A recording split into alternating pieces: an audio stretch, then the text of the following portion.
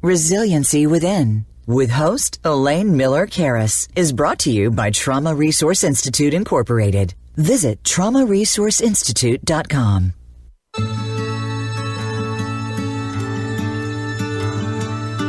Welcome to Resiliency Within, featuring your host, Elaine Miller-Karras. In unprecedented times, our beliefs and well-being are put to the test. When we take the things we've learned in life and look at challenges in a whole new way, we learn to develop resiliency, which can then be used to promote healing and personal strength. Now, here is Elaine Miller-Karras. Welcome to Resiliency Within. I am so absolutely excited to have on the show again Jenn Turner, and we've described the show as Transcending Patriarchy: Women Reimagining Leadership and Healing. We have just recently gotten to know each other, and every time we talk, practically can't stop talking because I think we not only have similar vistas, but I think I'm learning a lot from you, Jenn. And I want to tell them who you are and do a little bit more of a description. But Jenn Turner has devoted her career to supporting survivors of trauma through really compassionate, body-centered approaches to healing. She is the executive director and co-founder of the Center for Trauma and Embodiment in Massachusetts. Are you actually in Boston? I'm outside of Boston. Outside of Boston, and where she oversees training initiatives and advances the development of innovative body-first interventions for trauma recovery. She also is an internationally recognized trainer in trauma-centered, trauma-sensitive yoga, leading professional trainings across the United States. She also consults with organizations. There's so many things I can say about you, but I want them to hear from you about just the richness of your thinking and just your curiosity about the world. I think that's one of the things that I really appreciate the conversations that we've had, Jenn. So we were talking about, actually after the last show, about just how patriarchal traditions have also influenced us. And we thought, there's something that happens with women when they come into authority positions that sometimes can be very often bringing a very different vista to organizations, also to healing trauma. And that we're not saying that that people who are of the other gender or are non-binary, also we all have a richness, all of us together, in terms of how we look at the world. But we've seen that as we work with our allies across genders, that we can create also new paradigms of leadership. And we wanted to talk about that because it also, I think, for both of us, and I often called them my covered up battle scars of dealing with patriarchal systems. I think that's what I said to you, Jenn. But I think there's ways that we can honestly, and I do believe that we both believe this, Jenn, and you can correct me if I'm wrong, that we really can foster healing across all communities where every voice is respected and every person has the opportunity to thrive. So with that, Jenn, what is on your mind as we're getting started today with our discussion? Yeah, thank you. I love these conversations, and I'm so grateful to have this connection with you that continues to grow.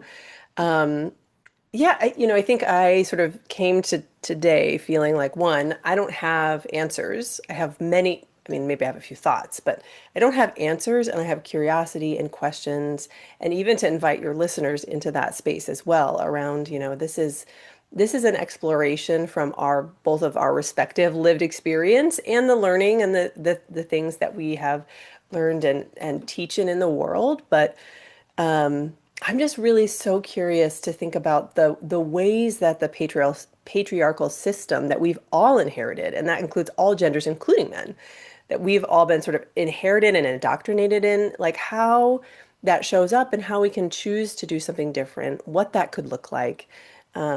And of course, you and I can only speak from our own lived experience in that way, but Yes. also a learned experience. So, one of the things I think so much about, I can ramble on here, so just Oh, interrupt. no, please continue. I don't really think it's rambling. I think it's really expressing something that's really important. So go ahead, keep going.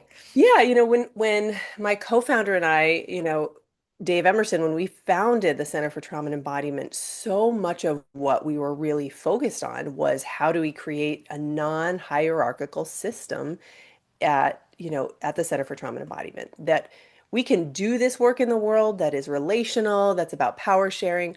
But so often we see the institutions that we're in mirroring these very things we're trying to undo with our clients. And so there's like so much code switching that happens rather than what's it like to really live into um, Could you like say a little bit more? What do you mean by code switching? People may not understand what that yeah, terminology is. well, I think code switching for sure, we can think about it in the context, in a lot of different contexts. For me, what I felt particularly when I was at the previous organization at the trauma center was like really this sense of, when we're client facing, we're showing up with, again, power sharing, listening, empowerment, trying to create agency for our clients.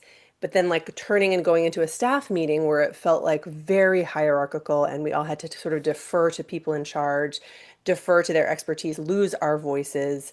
And so to me, it sort of felt like I was like, patriarchy, something different, and then like back and forth throughout any given day, whether I'm client facing or speaking with a supervisor versus like speaking more with management and leadership. And I think we're so used to doing that, we don't even realize. I mean, I think the whole point of code switching is that we don't realize that we are doing it. And because it's so ingrained and it impacts us, right? To have to shift and always be toggling between those things. And it impacts our work.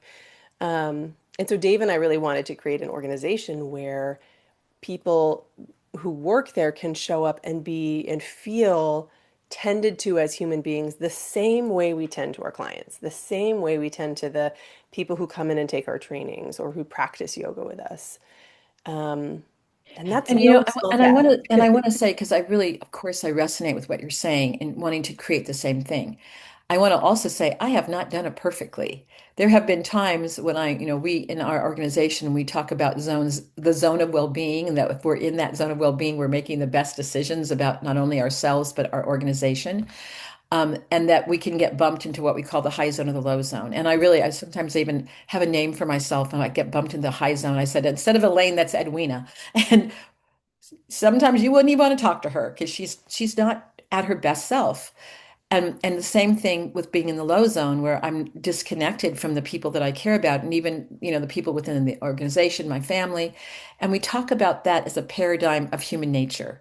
It's not that, oh, Elaine, you're bad when you're Edwina. I might have to apologize, but I also think there's something about creating what I think you and I both might refer to as a trauma-informed and resiliency-informed organization that we make space and room, even with our own errors. And I'd say, oh my gosh, Jen, I am so sorry I did that. I was not my best self. I realized I was in my high zone. What can I do to repair this? Because sometimes the repair, it actually makes, not even sometimes, I think always almost, the repair makes the relationship stronger when you can come to that person and said, I wasn't my best self.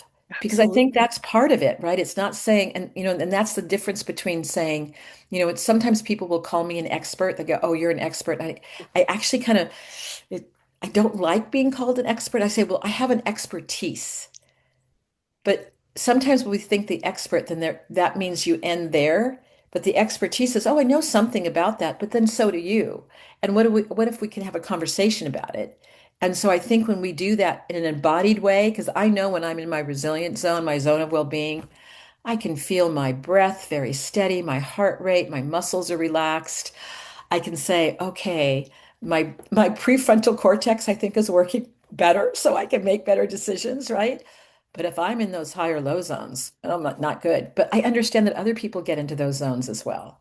And when we talk the non-pejorative language, which I think is non-hierarchical and not patriarchal, that can shift the way an organization is run. I don't know what you think about what I just said. Absolutely. I'm so right there with you. In particular, I think that, to me, my understanding of patriarchy is also like I have, the person in charge or people in charge, I have the answer and you have to listen to it, rather than acknowledging the reality of, you know, we're all figuring this out together. And if something doesn't work, maybe we can try something else.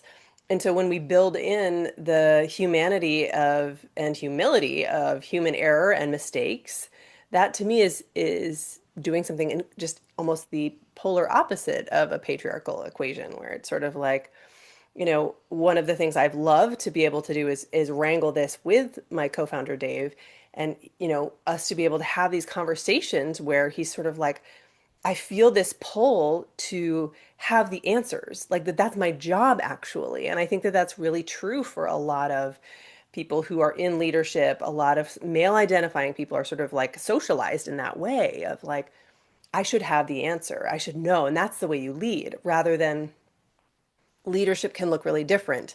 I think what I've struggled with in that is, what does it look like to lead and say, here's what we're going to do. This may not work, or we may have to amend this, but this is what we're going to do. Not like I have the answers, follow me, but still follow where we're headed. I'm curious what your input is. Let's recap. Let's, circle back in a few months and see how it's going. Um, And and I think we can say that, right? This is what we want to do. This is the way that we think we can do it. Does anybody have any comments about it right now? Because this is what we've kind of put together, a certain structure. Because when you're in leadership, sometimes you have to do that. But it Mhm. doesn't mean, but if you say, this is the way we're doing, or the highway, it's this is what we're doing, and what are your thoughts about it? Can we do it better? Can we make it stronger? And I often say that about the community resiliency model, which, I started formulating 20 years ago, but there's been so many people along the way that have said, well, have you thought about this? Or have you thought about this? And I thought, oh my gosh, no, I didn't. Let's put that in. But if you're not open to the conversation, that this is the way we do it, or else, then you're not going to create, I think, something that is more accessible to people, that they feel they're a part of what's been created, Exactly. not up apart rather than apart. If that's right? Yes. What's been created. And that would be my ultimate hope, is that anyone that would be working at the center feels a sense of ownership of the projects we're doing, the direction we're going, because their voice is included in it, because their ideas are embedded in it. And, typically for me, even in this last year, have stepped into executive director versus co-directorship, which is what our previous model was.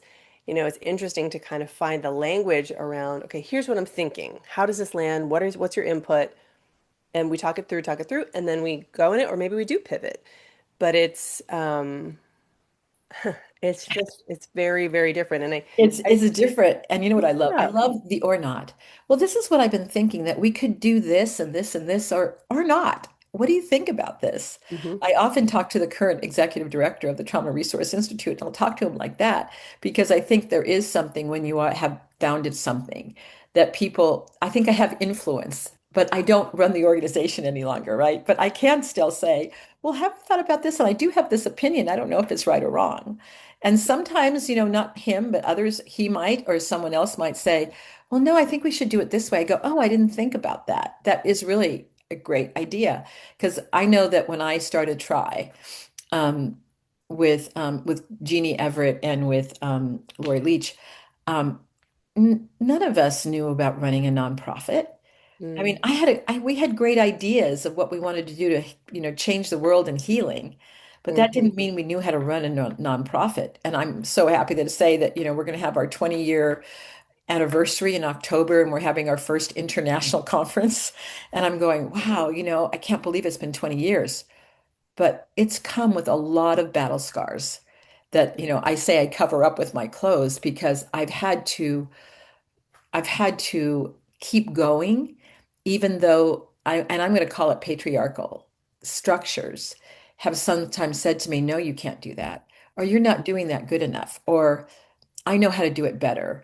And honestly, I can say that it has not just men, it's also can be women that actually, I think, times swallow misogyny, not necessarily liking women, but that's not just a woman that does that, a man that does that. It can be a woman, right? Of So, and course. that's been kind of the learning about how sometimes some of the things that have come at me have been from people that I wouldn't have expected, that would come at me in this kind of hierarchical way. And I don't know, I'm saying that kind of self-revealing a lot about myself right now in terms of leadership, but I don't know if you have any comment about that. Yeah, no, I think, it's sort of like that sense that I was brought to this conversation of, this is a system that we've all been indoctrinated in, regardless of our gender, regardless of our identities. And so we can internalize these structures, of hierarchy, of power, um, in of coercion. Coercion is one that I think is such a fascinating one that shows up in all kinds of leadership. And we've all been indoctrinated in that. And I think that, even what you said about the expert piece, I resonate with that so much. And I think about how I also have a hard time with that language because I think when we call someone an expert or we call someone, I think, we call them an expert, there's bypass that can happen so easily, right? It's like it becomes fixed and static as well. Well, I think there's something else that can happen with it. And, people ask me about who are your heroes? There's actually an organization that like goes around saying, tell me about your heroes. And early when starting Try, in fact, I think it was in 2008, I met some very powerful people in the field of psychology. Mm. And it was not a good experience. It was actually, and these were like I would say at the time, these were my heroes. And it was one of the really a pretty traumatic experience to see that not only in terms of the way that I was treated, but the way that they treated others, that when you talk about the code switching, it was so incongruent to what I had idealized about these folks. Yes. And so, and then it changed me quite deeply. And after that, I say, I don't know if I have a hero anymore. I have people that I greatly respect, and I can greatly respect what they've written about, what they've contributed to the field of psychology and mental health, but I wouldn't necessarily call them my hero. I can say I respect their work, and that's different. And I actually very intentionally would craft my languaging differently because whenever you put someone, which I think is part of hierarchy, as a hero, you put them above everyone else, which is not a good thing to do to anyone, which I think because you only have one way to go when you're a hero, and that's down, right? Exactly. We So, share this so much in our histories too, right? We have such an yes. interesting overlap of experience, and I had such a similar experience, when I first started out of really feeling like I was getting to be able to be mentored by, these really incredible, powerful leaders in the field of trauma in the body, and then this experience of seeing, the harm that was perpetuated around me and to me, was just devastating. And I'm just really proud of the work that Dave and I did to reorient ourselves and say like, okay, we're going to do something different. How do we do this differently? I'm not going to undermine my colleagues. I'm not going to belittle them. I mean, some of those things seem obvious, and there are subtle ways that will permeate and show up in leadership, even if you're not bringing that spirit and you're doing your own inner work. And to me, that's also part of it. I've been so surprised at how many folks that I've come across in the field of psychology, of yoga, of helping and healing, who are not really tending to their own inner work. And there's No. no way we're not going to leak out on our colleagues and clients and whomever if we don't. But it still feels pretty Yeah. pervasive. Well, and I think that, and, I just want also to be really clear, that doesn't mean that I haven't leaked out sometimes, and I Yep. have. Yep. And then Agreed. again, going back to, can I repair it? Is there anything that I can do differently to know that I don't want to have that happen again? And that's the self-reflection part. But I also want to say something about, you know, trauma-informed leadership. What does that mean? We talk all over the world about, oh, it has to be trauma-informed. Well, what does that mean to you, Jen, to be a Yeah. trauma-informed leader? And I imagine you've been curious about the answer to that for a long time. Yes, absolutely, and continue to be because, like you say, this is a work in progress, and as I make mistakes, and that's something that I really try to talk really openly about mistakes I've made and continue to make, in ways that can find myself being pulled into those patterns that the very systems that I'm trying to do something different from, and to me, trauma-informed leadership is not having all the answers, is having as a leader, it's when you have more power, or the more power that you have, the more feedback you receive, which is what we see sort of the opposite of. Typically, when people are given or assigned more power, they receive less feedback and input from others. And that's what gets us siloed. That's what gets us put on a pedestal and isolated, actually. And so you continuing to practice the muscle of what's it like to hear from a colleague, a peer, someone you supervise that you've done something that felt like they were erased or they weren't listened to or felt like you didn't understand what they were trying to tell you and you misrepresented them. All of these things, those are muscles that you have to use in order to continue to be able to receive, internalize, and then actualize feedback. A lot of times feedback and Yes. input is performative, right? It's like, tell me your feedback, and then I'm just going to do the same that I've always done, you know? And it's like, Yeah, what it's almost about, like, oh, well, we need to ask that question, but really not going to change anything that we're doing. But yeah, also, getting feedback is not easy because the feedback can be painful, saying, well, you didn't listen to me, or you did this instead, or I thought we talked about this, but it didn't happen. But I think there can be, even with the best intention of wanting to have collaborative leadership and trauma-informed leadership, that there can be a fear with people that you work with about the people that are in leadership.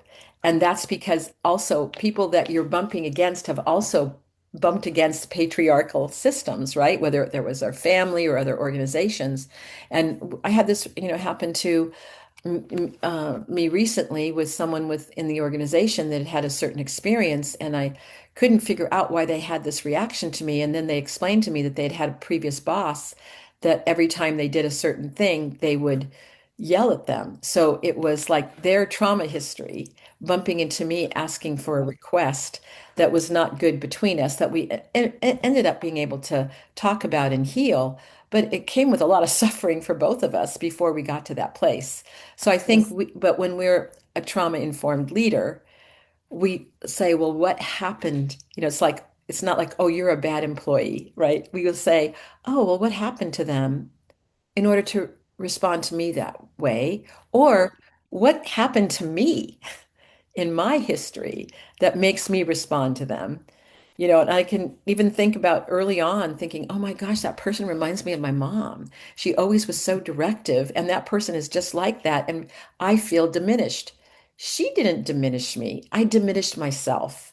And that was a huge learning about this trauma-informed leadership, about what mm. happened, not only to them, but to me. And I see if you have anything you want to comment about that. Yeah, no, I think that's really potent. And to me, part of this is also, and this is something I do even as a therapist that I've really started putting into practice, is the more that we can also name our challenges and biases, not for someone to hold or be burdened by, but to be transparent around like, okay, this is an edge. And, or for me, for example, not that I'm naming this to my colleagues and coworkers, but um, I do get defensive pretty quickly because I'm pretty hard on myself. And so my inner work is to continue to soften to myself. But that's a work in progress. I've been hard and critical of myself my whole life. And so when someone gives me input that is hard to hear, or that I've hurt them, that I've done something that just hasn't had a good outcome, has had a negative outcome,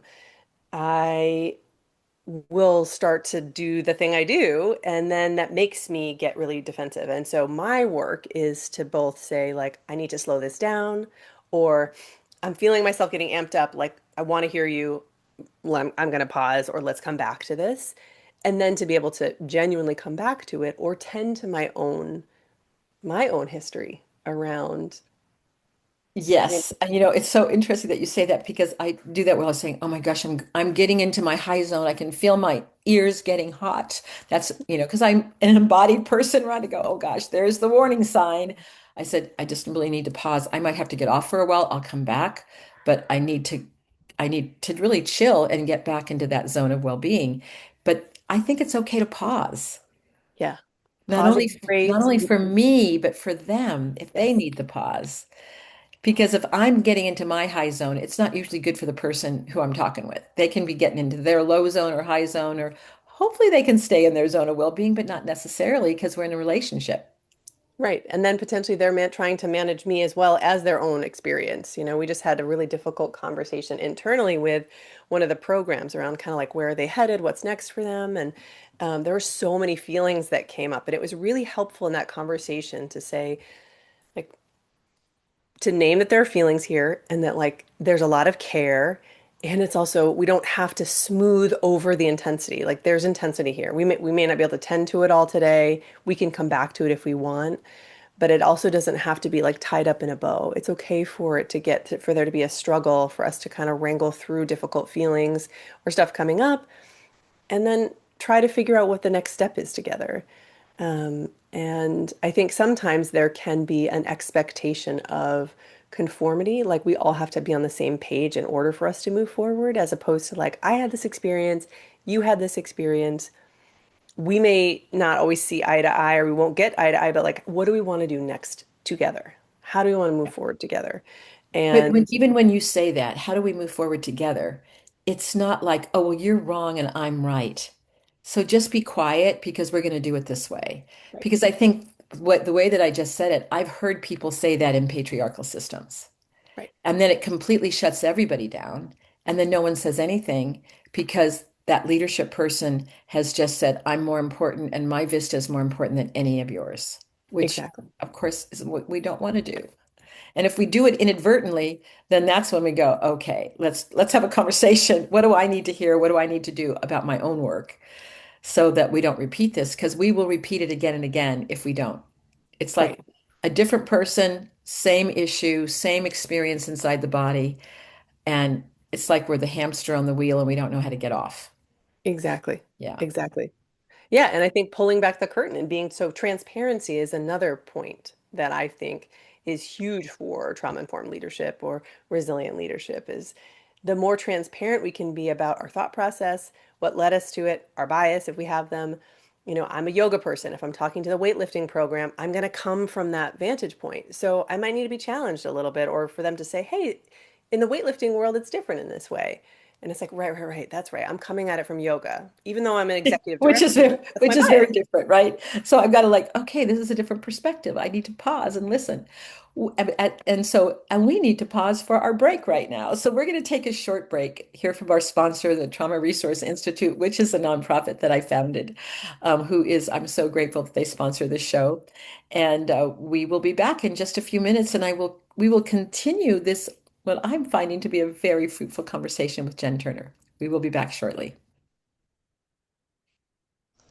Okay, good. We're all clear. Thank you. So just let us know when you're going to count us back in. Okay. When I take a sip of my water here, we're still. Mm, it's great. Is there anything you want to make sure that we cover the second half that we haven't talked about, Jen? Um, I love the one of the questions you have around like creativity, innovation, like when people feel safe, when people feel heard, um, how that actually behooves the organization, you know, because we do our best work when we're in that state and when our nervous systems are also in that space. So Okay, let me just find that question. I've got I my know I have question it up on my here. There's desk. some great ones. Yeah, okay, so I'll ask that first one. Okay, Yeah. that's wonderful. I'll do that when we come back. Okay. And I think I'd love to also talk about, you know, this idea of dignity and dignity in like the workplace or in any, when we're leading dignity of the people that we are working with in terms of how different that is for different people. Like, what does that mean? Right? That is a really good one. Yes, I've had some experiences with that one actually. And because Okay. it's also about speaking up when in a patriarchal system that is not necessarily appreciated, Yes. which is connected to human dignity. All right. Well, And we can come back when okay. you're ready. All right, Ready to call go? us back in. Yes. Okay. All right. Stand by.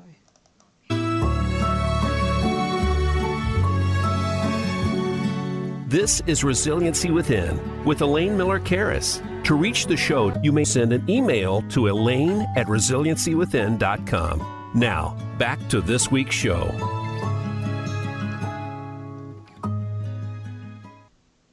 Welcome back. I am with Jenn Turner from the executive director and co-founder of the Center for Trauma and Embodiment in Massachusetts. And we have been talking about transcending patriarchy. So we've been having a lively conversation, and there was a question that I actually had sent to Jenn that we really talked about in the break that we wanted to talk about. And this is the question. What happens to creativity, innovation, and trust when people feel psychologically safe? That really is our resiliency informed way that hopefully that we're working. So Jenn, over to you. Yeah. I mean, it's, you know, I think if we look at kind of how do we want um, people to be able to thrive when they're at work and creating and leading, and whether, I think that we all can do kind of our best work when we're not worried or managing the person in charge, when we're not like, how do I need to shift, or how do I need to say this in order for it to be heard, or how do I need to, try to contain this, feedback if it's difficult. When there's this safety and trust that my voice matters, that my perspective matters, then we're able to really, I think, be creative. We're able to really express ourselves. I think about when you're with like a loved one, right? And you just speak what's on your mind, or you say what's coming up for you and what you're curious about, and start to make connections. Ideally, we want people to be able to do that in the workplace as well, where they feel safe enough. And that also, if they say something goofy or they're like, that's not a great idea, no one is going to hold them to it or be Yeah. judging them about it. And to me, that's where the some beautiful work can happen. And I see that starting to really take root in, hopefully my colleagues feel the same way in the organization that, I run, because there's spaciousness for us to show up in our imperfection, have our needs, and then creativity flows, and the possibilities become endless, because then you're also allowed to make mistakes. Yes. Part of growth in the workplace and an organization is about being able to make mistakes and not being chastised or penalized for that. Yeah, and I think that, when you say that too, is that, and again, we're walking back to, what happened to you. We may have grown up in a family where mistakes were not appreciated, that if you made even a minor mistake, that you were chastised. So when you're in an organization and you bring that history with you, and maybe you've said something, and it could be that you just said, "Oh, I don't know about that." All of a sudden it could shut someone down, and you're not trying to shut someone down. You're just saying, "I don't know." So I think it's important that when we talk about the way that we're looking about innovation and having what I'm going to say is a matriarchal view, is that when you're raising children, children do all sorts of different kinds of things. And you may have six kids and they're all a little bit different, and you're not going to respond to each one in the same way. And sometimes they do things that you're going, let me know about your thinking about that, because I'm not certain. But you could say that to an employee, for example, and they could take it completely different. But if you Yep. have that matriarchal perspective, you can go, "Oh, I get it. I bumped into something. Well, can you tell me what I needed to know that I didn't understand?" And it Right. can be as simple as saying something like that, that can sometimes change the course of a conversation. Absolutely. And as you're talking to, I'm thinking this is also, we're talking about decolonizing. We are talking about, if we want to take it out of gender, we're talking about this Yes. radical unlearning, right? And, to me, what is also, when I think about something being trauma informed, is that if it gets too rigid, even in the now we're non-coercive or now empowerment or this or that, like, what is psychologically safe is so individualized, and getting curious with each person you work with too. How do you like to work? How do you like to receive feedback? Um, are you someone who needs Yes. direct input, or you'd actually really need to be reminded of the things you're doing well because you tend to focus on the negative? Are you someone who wants to work and communicate on video call, or you do better over text, or email is best? Like, being curious about all these things within, of course, the frame that we have available to us as an organization or as a leader, but not just assuming that people have to assimilate. Like, can we make space for you to show up as you are, introverted, or someone who has to like bounce ideas off of someone, or Which whatever it might which is be? a big difference between people. And I mean, that was to me was one of the most important learnings. I'm an extrovert, and I know that I have to bounce ideas. And I speak to think. And I thought, "Oh, this is what how I," and I might like say, "Oh, we could do this, and this." And someone who like has to really go internal to think before they speak would think that everything that I said was what I was intending to do, which would be impossible, right? Right. And that had caused a lot of friction. And so the learning of that for example, the executive director of Try, he is an introvert. So I was just talking to him this morning and I said, well, I wanted to talk to you about this because I knew that you need to chew on it a little bit. Maybe we can talk about it later. And so I know him well enough to know that if I asked him, I'm thinking about this, tell me what you think right now, it would be like, oh, wait a second, because I'm asking him to do something that he knows is not his best self. Just as if he said, Elaine, I'm going to come back to you in 10 years about your idea. I'm going, wait a second, that's too long. I need to have the answer sooner. So we'll go back and forth now. So, well, how much time do you need to think about this before you get back to me on this idea? But you see the difference in not judging, oh my goodness, here he's going, he's not going to get back to me. He's got to think about this for years. I don't say that. I say, well, how much time do you need? It's such a different way of looking at the way we communicate with one another. Right. Well, and to me, what I hear in that is also the challenges around urgency. Like your urgency may not be my urgency, and like what's actually urgent versus what do I just am I just feeling Yes. like I want to deal with, you know? And I tend to go, it's now, but it may not be now. So it's giving space for the pause that you mentioned, previously. Exactly. Yeah. And I think it is, to me, leadership is such a cool opportunity to learn about other people and learn about yourself too. Um, if you allow it to be. It's such a interesting, there's so much opportunity for learning how different people like to function, how they like to use their time, how they, one of the things that we do pretty well, I think, as an organization is some people really like structure in terms of their hours. It's like, I'm going to be on the clock then and off the clock. Some of us are much more fluid. It's like, oh, I'm going to go bop out and go to the beach this afternoon. But then on Saturday, I'll spend 4 hours responding to emails and, working on slides or something.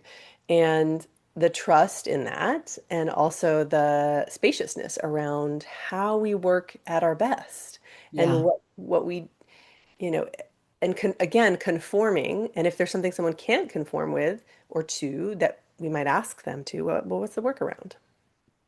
Well, and I think what's important about that too, because we talk about in the trauma and resiliency informed perspective, caring of self. And just again, to be transparent, I haven't always been great at that because the organization and the needs of the organization would take precedence over, Yep.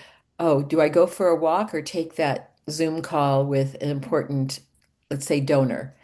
And so I would go, oh, I'm going to have to take that call with the donor over the walk. That's changing as I've gotten older. I'll say, well, when could we schedule it at another time? Will that make a difference or not? If there's an or not, no, they only can meet with that. They're going to be gone out of the country for, 6 months. Of course, I'm going to not take my walk. But I think early on in my career as being a leader, and I can't say even early on, maybe last year, sometimes would not care for myself in the way that I needed to care for self. I don't know if that's happened to you or not. Yes, Jen, exactly. maybe I'm just alone on that one. Yeah, it's the like a ongoing process, and it ebbs and flows too, for sure. And Yes. to me, that's another example of someone's urge. It's like, okay, can we talk about actually like what are the ramifications if we wait a week or we schedule it for later? And you might, maybe the person who's got the call lined up for you is excited about it and wants you to do it now, but also, is it actually urgent? And will you be better off if you take your walk, ground, and then, talk either later in the day or later in the week? And I think that's such a different orientation to than self-sacrifice, which Yes. is, I think a lot of times, people who hold identities that have historically done the emotional labor of tending to community, of tending to hurt and trauma, have learned that self-sacrifice is how you do it, is actually part of the work. And it really doesn't have to be, but that's also some radical unlearning that's ongoing, certainly for me, around prioritizing that. Even me as a parent, it's like, if I'm not today, for example, I have an appointment with my acupuncturist, and the kids have to fend for themselves and I had to change a meeting, but like I know that will pay dividends in my ability to be creative, to be resourced, to show up and hear feedback or whatever it is that needs to happen from a place of not deprivation, a Well, place. and I Yeah. think it's really interesting when you say that because we're talking about a trauma-informed perspective. And one of the things that we talk about in the community resiliency model and the trauma resiliency model is we talk about the survival responses. And Mhm. so the four survival responses that we call them the four F's, right?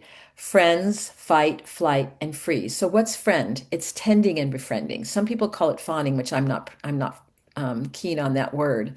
But tending and befriending is something that primarily women, I mean, other people did it too, but primarily women would do to take care of the social group and children during times of great stress.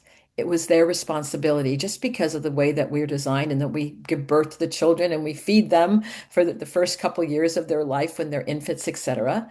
But if we take that and befriending into behaviors, sometimes it can cause us self-harm by not doing the things we need to care for self. Because, and I could say that for me, I've been a big tender and befriender.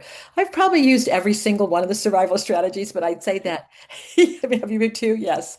But we also can go into flight where I'm going, I'm out of here. I am so done talking about this conversation, which I've done that before too. Now, fight is a little bit different where I can be very assertive at times when I really believe in something, but then do we freeze? And that means that we don't say something when we wish we could. And I think that in traditionally patriarchal systems, that many people, regardless of gender, would not say what they really think. And sometimes, even if they were asked, they may all of a sudden lose their ability to speak and not be able to say the words. It really is part of a freeze response. And I'm just wondering what your comment is about, because we're not really talking about, does trauma inform leadership? Is it an antidote to authoritarian leadership in the way that I just described that? Well, to me, just like any new way of being, we can potentially replicate the patterns of the old way of being, right? And so Yes. there's a world, and when you're talking about sort of the fight response, I have a fiery side for sure in me that comes out as assertive, and I other think I times it, definitely have a fiery side, Jen. yeah, sometimes comes out as like, let's go, I'm ready to flip the table. I would sort Yes. of joke about that, and there's a way in which I could, and I feel this, and it's really great that I have colleagues I can voice this with, particularly my co-founder Dave, where I'm like, I just want to be like, this is the right way, and I know that I'm doing it the right, and it's like, and that is replicating the whole, I have all the answers, I know how this is done, this is, what I'm thinking is right, because I'm so passionate about my perspective and our perspective at the center around trauma, around depathologizing these responses to overwhelming events, or all of the things that we believe in the work that we do. And it is a slippery slope to replicating the very thing that I'm trying to undo when I'm like, but I'm right. And this is how it is. So that takes, to me, it's also that kind Self-reflection. of like, continuing to be encouraged to practice humility and have an outlet for those trauma responses to the part of me that wants to flip the table or burn it all down, to have an outlet for Well, that. it's like the self-reflection going, oh, here it is again, right? Yeah. And now I could ground myself. I don't have to run away. And I can say, maybe I had to do that when I was a kid, but I don't need to do it now. This is different. This is like talking about how we're going to plan the next conference. It's not maybe that kind of life or death experience that I may have had when I was a child, for example. I mean, those kinds of things come up. But when we appreciate that that is a paradigm that we're working under as well. And I think that leads me, there's another question that I think maybe is important for us to say a little bit about. We've already touched upon it, but how do we challenge abuse of power without recreating the same dynamic? You're just kind of referring to that, right? So Yeah. with this trauma resiliency informed approach, we both have seen people abuse power that have been very powerful, respected worldwide, and going, oh my gosh, this is not the person I thought it was, right? So how do we change that up? How do we not repeat it? And how do we speak up? If we Right. felt disempowered, how do we do that? Right. Yeah. I mean, to me, this is so much at the heart of what I think about almost daily, really, around anything from if I'm having a conversation with an outside partner potentially, and we have a differing approach to something like, how do I not replicate and turn into a bully or turn into someone who's pushing my ideals, and not hearing that they have a different approach to trauma or they have a different approach to the body, or It's funny. When I think about challenging abuse of power, it's like, what does truth telling look like? And is there room for multiple truths? Yes. And what happens when there's like a definitive abuse of power? I think sometimes that can get really sticky for me as well. Like, I worked at a Zen center last year that is now more public, but there's an abuse of power of the head priest and founder, and sexual abuse that was happening. And Mm, watching the ways that reality became so fluid and sticky, mm, and so also knowing when we're causing more harm to try to get someone to a belief or to see things from a perspective that they may not.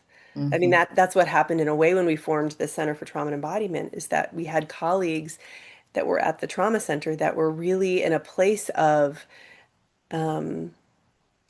almost having like a blindfold on to be able to see the trauma dynamics that were embedded in the culture. And so it's like, do I fight you to try to get you to see my perspective, or do I actually have to step back and pivot and do something different? To me, sometimes the justice side of challenging abuse of power gets really confusing, actually. It's like, is it important to just keep naming this, or am I causing more harm to say, like, but this is trauma and we're replicating this pattern? And if we don't speak the truth of what's happened in this organization, or we don't highlight that this person has abused power, we are participating in trauma. And Yes, you're participating in trauma and you're being complicit by not yes, speaking, or I mean, and then it's very difficult because maybe the only choice is to leave a job where you're the sole support of your family. And we talk about the cycle of abuse when we talk about intimate partner violence. Well, but there can be violence in the workplace as well. That is the same dynamic. Because if I speak up, I could lose my job. That's hurting my family and me. And so is it better to be silent and to try to do everything in the way they say I should do it? But it's never really quite enough because there will be another meeting and another abuse of power again. So yes, then again, you can't get off that, the hamster wheel because you're so stuck on it. And then you have very, powerful people too saying, you're wrong. No, I'm not that way. And then you start doubting how you look at reality. And I think that happens in a system that has that hierarchical perspective that you do not ever question that yes. leader. Yes.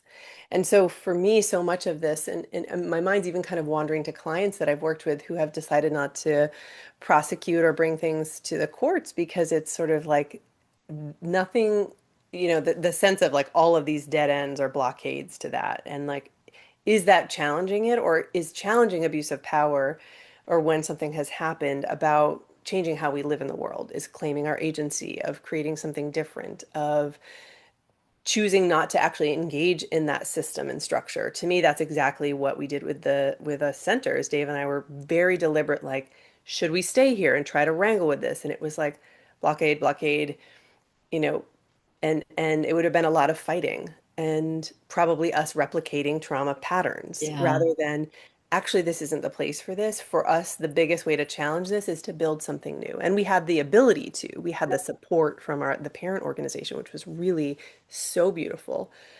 And um, people don't always It's have that kind of like option. the phoenix. I'm just, the phoenix. I mean, rising from, Yes, the ashes. I mean, because if you would have stayed, in that abusive, what would have happened? You wouldn't be where you are right now. And you almost exactly. had to live through that to create this. And I guess that's the other thing I want to say about it is I didn't not know that I had the power, and I'm not using power in a negative, but in a positive, to create something that was different because I didn't believe in myself enough to think I could Right. until sometimes the abuse became so big that I said, no, I can't continue. I have to draw a line in the sand. It sounds like that's what you did. You drew Exactly. a line in the sand. Big line in the sand. And with there was still with care of like appreciating all that we had learned from the colleagues that were left standing in the ashes, but saying also like respectfully, we're going to go do this different thing. And having that process of how do we want to do it differently? And I almost feel like this is the first year, we're 8 years, 9 years into the organization. This is the first time where it feels like Mm. I'm not thinking about how do I not do that? How do I not replicate that? And more, I'm like, okay, here we are. Now, how do This we is what keep we've growing? done. Yes. How do we keep growing? How do we keep the channels of communication open? How do I keep learning? But not so much out of fear of, I don't want to replicate trauma dynamics in the workplace. I don't want to replicate it in this organization. And as we are creating these models, like that feels a little less fear-based and more curiosity-based, which to me is also part of healing. When we can move from a place of fear and kind of responding in what, even if it's I don't want to do that or I want to do things differently, it's still in response to the trauma or the impact rather than And what Jen, I if. think you're just like wonderfully feeding into this one question that I had. This is what does resilient leadership look like in an organization, in families and communities? But you just described it Right. because you've moved out of like, oh, we are resilient and we've created something. Yes, we came out of like using the phoenix as our metaphor, right? Right. But look what is happening now and all that you've accomplished in the last 9 years and the growth that's happened in your organization and how well respected you are, literally, in not just the United States, but in many parts of the world. It is part of me, it's like I hear you say that and I feel it and I'm like, and how do we not get complacent? Like how do we just continue to grow? How do we continue to, because of, and yes, you're right. We have built this thing that I am really proud Well, I of. hope that you can pause for a second and really sense that, of Thank course, you. we're talking about the embodiment of that, right? I know. Yeah, it's great. You're right. You're right. I can take it. If you could, those of you that are listening on Voice America, she has a beautiful smile and she just has a great smile on her face right now. This is also on YouTube as well. But I mean, I think there's something about the knowing of that and just even seeing the energy in your body, this and really the smile is all over, that the embodiment of that's happened. But sometimes we also have to pause to remember that because when we're also trying to create and we're listening to people and expanding this kind of trauma resiliency informed approach. It's a thing, isn't it? It It's is a a thing. thing. It's a thing. I don't know. I'm sure there's a better word to say about it, but it's like what I always say about what else is true. Because yes, there's been suffering through it, but there's also been incredible richnesses that have come from the journey into the place where you are right now. Right. And I cannot believe we're almost at our end again. Every time I talk to you, it feels like a minute. So I really want you to and invite you to share your reflections as we're ending about what's important that you've learned coming out of a patriarchal system, really bringing in this approach as the antidote and what's happening today.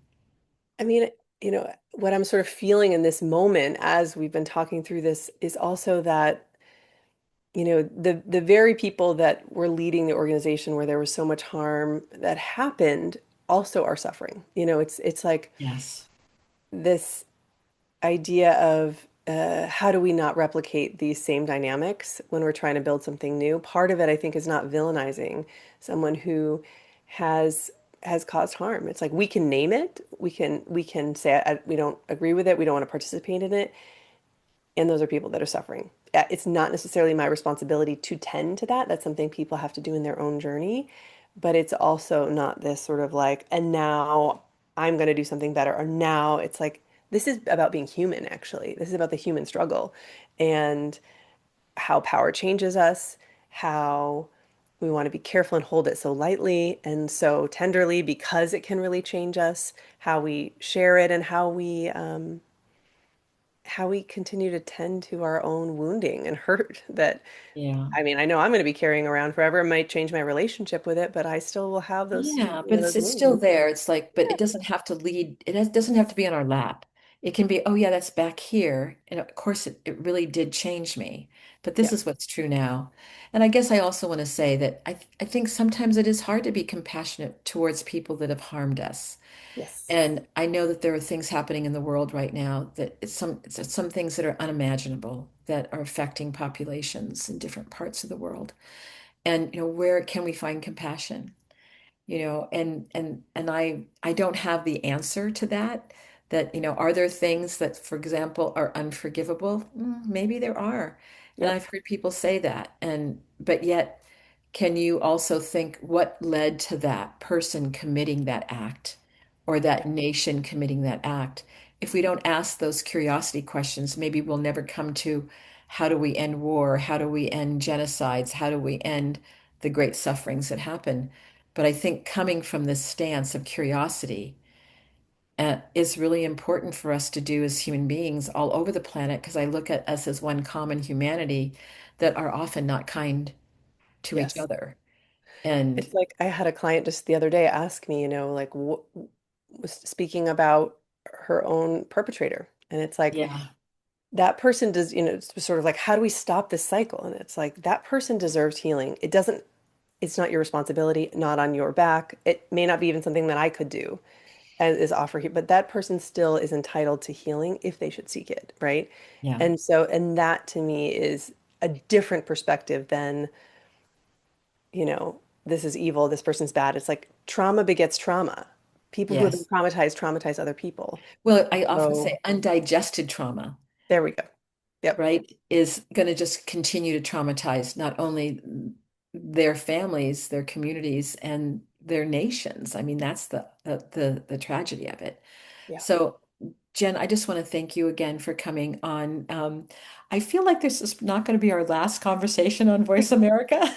I hope not. I think we're going to have to come back periodically and just do a check-in with each other to see what's happening in the world. I But love I it. want to greatly appreciate the work that you're doing and that I know that you're continuing to do, and just the courage it took to, really to speak truth to power. That is also part of what we're talking about, because it takes courage, and I don't think it's ever easy, but that Indeed. it's important to do that even when we don't know what the consequences might be. That's right. So, with a great bow to you, and to say to my listeners, my international listeners, thank you for coming to listen to Voice America and to Resiliency Within.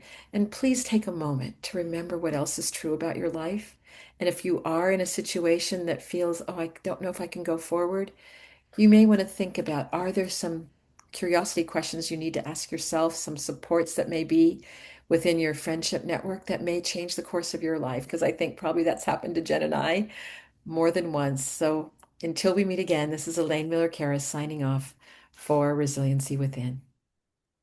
Thank you, Jenn. Thank you. All right, perfect. Great job. Good show. We are clear. Thank you so much. Thank you so much, as All righty. always, Matt. Yep, you're welcome. Thank you both. Have a great rest of your day. Okay, You thank you. We'll too. see you next Bye-bye. time. Let me just stop the record. I don't know how this works, this new record stuff. Okay, there we go.